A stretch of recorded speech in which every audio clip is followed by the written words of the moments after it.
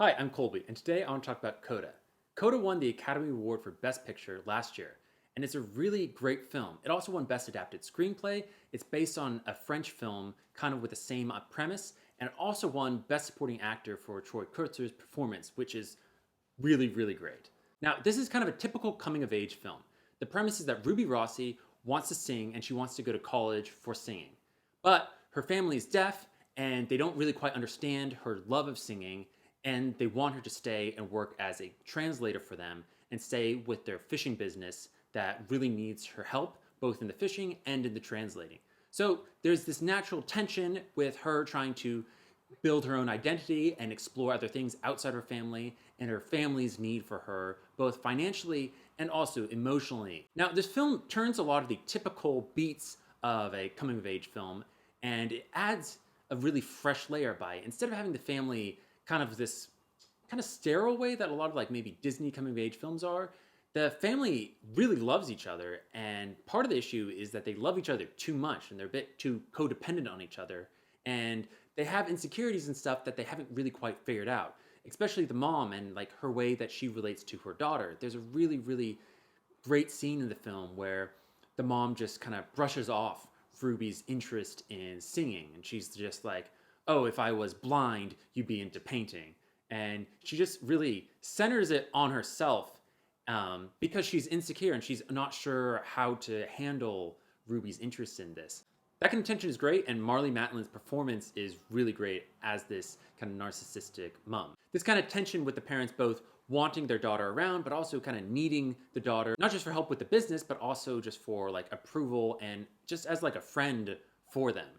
It's really different than most films, and it's just really refreshing to see. It's also refreshing to see that the parents really love each other and are very romantically into each other. There's a really funny scene in the film where Ruby has over her love interest and they're practicing singing, and then they overhear her parents having really loud sex. And so then it kind of inverts this awkward scene where instead of the teenagers getting caught, it's the parents getting caught, and they have this really awkward chat with just the four of them. And Troy Kotsur's performance here is hilarious, and it's probably one of the reasons why he won Best Supporting Actor, so it's very well deserved. Ruby occupies a really interesting space because obviously she's the youngest person in her family, but her family relies on her to translate to all of the hearing people. She's involved in the fishing. She goes out every morning to help fish, so she's working like a real job. And then she also has to interact with adults often, negotiating the prices and stuff for the fish. So from a young age, she was tasked with ordering food at restaurants and stuff and just being her parents' liaison to the hearing world. And so she's kind of this, she's in this position where she's actually in a lot of control because she can control what information flows both ways. But she's also not in control of her life. She has to do what her parents want, and her parents don't want her to go to college and they don't want her to go singing. So it's a really interesting dilemma for her. It's also an interesting dilemma for her older brother, who is also deaf, and he feels like the parents value her more because she's hearing. So this tension between the siblings is really interesting, and the way that he wants to be able to come into his own, but he feels stifled by her just getting all of the opportunities, and people just, instead of people being patient and learning to work with deaf people, they automatically just go to her because it's easier that way. And the frustration that he experiences is really interesting and kind of heartbreaking to watch sometimes. So her experience at school is interesting because instead of being really confident, like, she's working like a real adult job, she's interacting with adults, she has been bullied by the other kids because her family's a bit weird. They're like working class fishermen.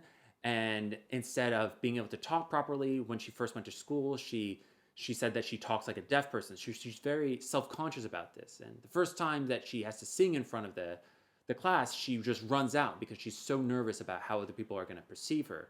And the boy that she has a crush on doesn't really even notice her. So it's then interesting how she grows throughout the film and how you also flip the perspective of like, she thinks that this boy is everything, but the boy has a hard time with his family at home, and when he comes over to her house, he's really jealous of how much everyone gets along. So this film hits a lot of the standard beats of a coming-of-age film, but it just gives really great performances in all of those beats. And honestly, the climax of the film made me cry. It was just so sweet and just so heart-wrenching. Just this kid growing up, and like, it's just a really great film. I'd really encourage you to watch it. I'd love to hear what you think. So please let me know your thoughts in the comments. Thanks for watching. Bye.